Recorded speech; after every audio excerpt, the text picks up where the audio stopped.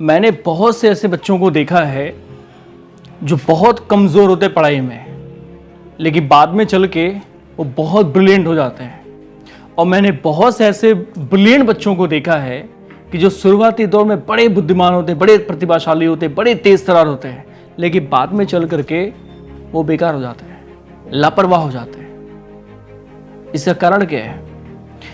जो बच्चे जो शुरुआती दौर में बहुत कमजोर होते हैं वो हमेशा ये फील करते हैं कि मुझे पढ़ना है, मुझे अपने आप को तेज करना है, बाकियों की तरह से, उस तेज लड़के की तरह से करना, उस तेज लड़की की तरह से करना है अपने आप को, जिसका नाम सर क्लास में लेते हैं, जिसको सर हमेशा प्राइज देते हैं, हमेशा कोई भी रिजल्ट आता है तो उसका नाम सबसे पहले लिखा जाता है, मुझे ऐसा पढ़ना। उसके अंदर एक तलब होती है।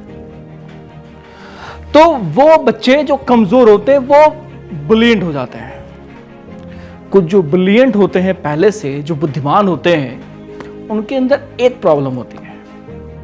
कुछ तो ऐसे होता है ना जिनके दिमाग में एक बात बैठी होती है, सर कुछ भी बोले मुझे समझ में आ जाएगा, कुछ भी देंगे मैं कर लूंगा, सर तो मेरा नाम लेंगे ही, रिजल्ट जब भी आएगा सबसे पहला मेरा ही लिखा होगा।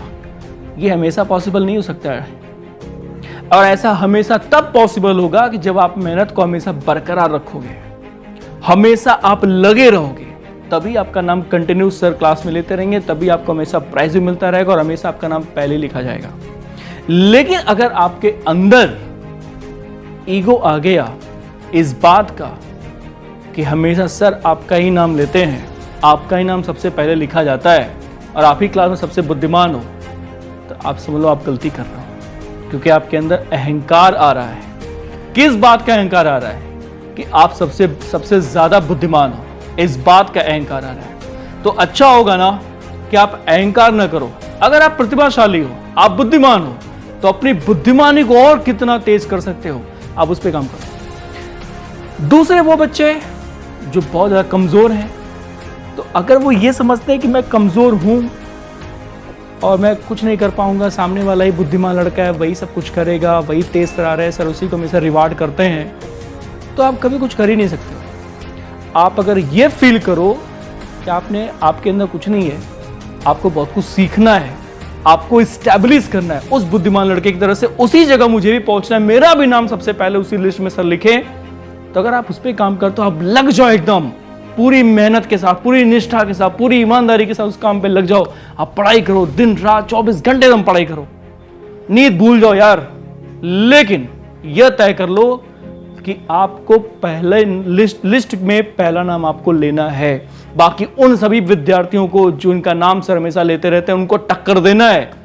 तो आप जबरदस्त मेहनत करो, तो आप जरूर पहुंचोगे। अगर आप ये समझोगे कि मैं कमजोर हूं, मेरा नाम सर कभी नहीं लेंगे, तो क्यों लेंगे यार? जब अपने आप को अपने टैलेंट को दिखाओगे नहीं, तो फिर सर क्यों नाम लेंगे आपका नाम उन कमजोर बच्चों में लेंगे कि जो क्लास में कभी पढ़ाई नहीं करते हैं, जो हमेशा लापरवाह रहते हैं, जिनके पास में कोई डिसिप्लिन नहीं होता है, सर हमेशा उनमें ही आपका नाम लेंगे।